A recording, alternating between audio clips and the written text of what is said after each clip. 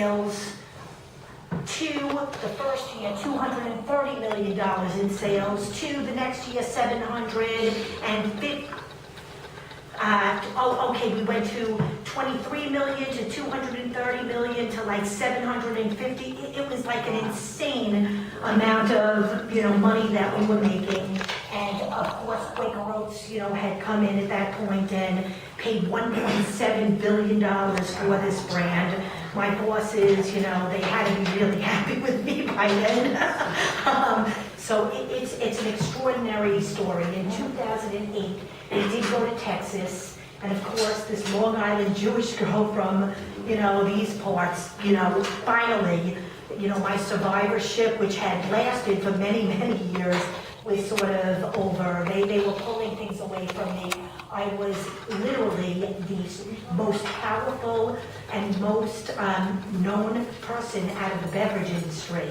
And I was dealing, really, it was only men in the business at that time, and I was an accident, I was an aberration, and they really wanted to keep me down.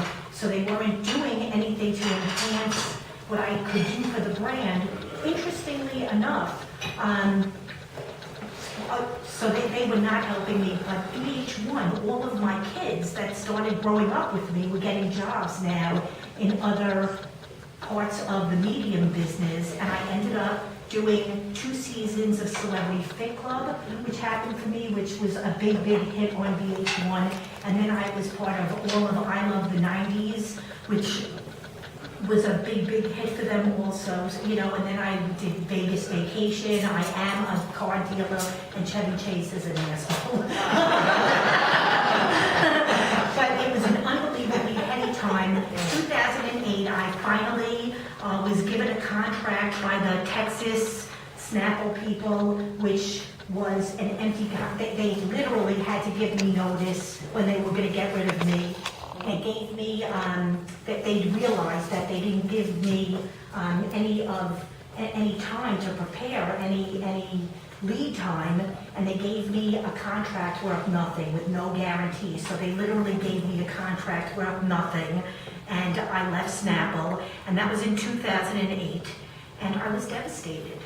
Oh my God, I'm like a Snapple lady. Everybody knows me as a Snapple lady, and I don't even have Snapple anymore. So I realized, okay, so from this lesson, I have to separate what is business and what is personal. And I had to go into therapy, which I don't think is a terrible thing at all. We tune up our cars, but we don't tune up our brains. Somebody please explain that to me, but that's a whole conversation for another day. And I really learned to recognize that the Snapple lady, while it appeared to be the big picture, was such a small part of who I am. And it was time for me to start to own it. And what I want to say is that, because I've had parental sickness issues and, different things that have happened in my life, my house burned down, listen, stuff happens, and I shed one tear, and I said, what am I crying about? You know what, it's all things. I have the most important things in my life, which is my family, my memories, and my friends and loved ones.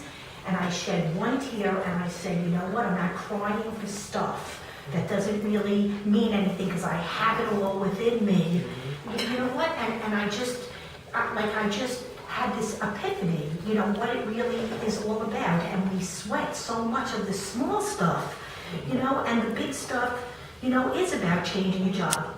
I know that, when this happened to me, I was 50 years old, so my husband got downsized, and the two of us had to make a plan, because we would have to change our way of living. While I had saved money, I did not get rich from Snapple. I made a handsome living. I was so filled with gratitude to have turned my life around that, that didn't really matter to me. In hindsight, I'm a little annoyed about it, but you know what? I'm not going to waste my time on negative energy with that. It was what it was. It was a life changer, and I'm grateful that that happened in my life.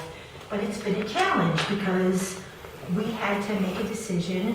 What are we going to do as a married couple for us? We're in our 50s, and that is a game changer. Make no mistakes. 30 to 40 is one thing. 40 to 50 is another thing, 50 to 60 is another thing. And let me tell you people, 60 to 70 is a whole different thing.